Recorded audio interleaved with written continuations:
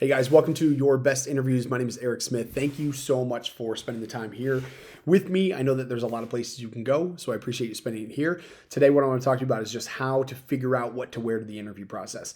This can be tricky. It always trips people up. Everyone always stresses over this.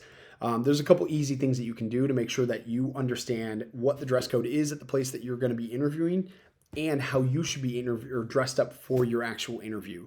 So, it's important to call out bias is very real. Unfortunately, it sucks. It's not fair, but bias within the interview process is very real, and you should expect that. And part of that bias is going to come with how you present yourself. So if you're not dressed in the best way possible or putting your best foot forward with the outfit that you're choosing, that could hurt your chances of getting the job. And that's unfair. But the reality is bias exists, and so you need to make sure that you're putting your best foot forward.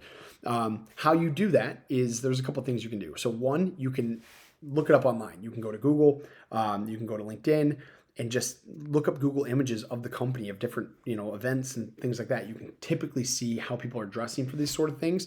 If you go to Glassdoor, typically in company culture, there will be something in there about the day-to-day attire that gives you an idea of what that looks like. But the other tried and true, and this is completely okay to do, is ask the recruiter. So the person who's visually screened your resume, who's done the phone screen with you, it's their job to make sure that they're putting good candidates in the pipeline for the hiring manager. And so because of that, they have a lot invested in making sure that you are presenting yourself as a good candidate to them.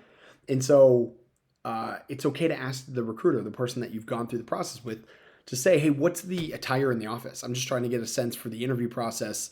What's, how I should be dressing. I don't want to dress too much, but I also want to make sure that I'm putting my best foot forward. They'll typically tell you, hey, the office dress code is this, but people who interview typically wear this. Ask that. It's okay. Again, they're invested in making sure that you present yourself as a good candidate because it looks better on them if they put a strong pipeline together. So ask them. You'll get some good insights. And then from there, a big thing I would emphasize is just don't be too risky with your outfit. I see this all the time. People feel like they need to stand out or feel like if they stand out with their outfit, it'll help them stand out in the interview process. My advice to you is don't do that. Remember that fashion is subjective, right? Everyone views it a little bit differently. And so something that maybe I think is good, you might think is terrible. And for the interviewer, if they perceive your fashion risk or your fashion choice risk as something that is a negative, that's going to hurt you in the interview process. And so I always say the interview is not the time to be risky with what you're choosing to wear to the interview. You need to make sure that you're being as conservative as possible and let your preparedness, let your answers really hold you above the others instead of your outfit. Because chances are, if you're taking big risks with your outfit, you're really gambling that the interviewer is going to like what you chose. And I've seen it hurt people more than I've seen it help people. So not the time to take big risks. Be conservative as possible. Understand what the dress code is. Try and match that and mirror that. Don't wear super bright, flashy colors. Try and keep everything as conservative as possible because at the end of the day, they're going to be looking at you as a representation of their company.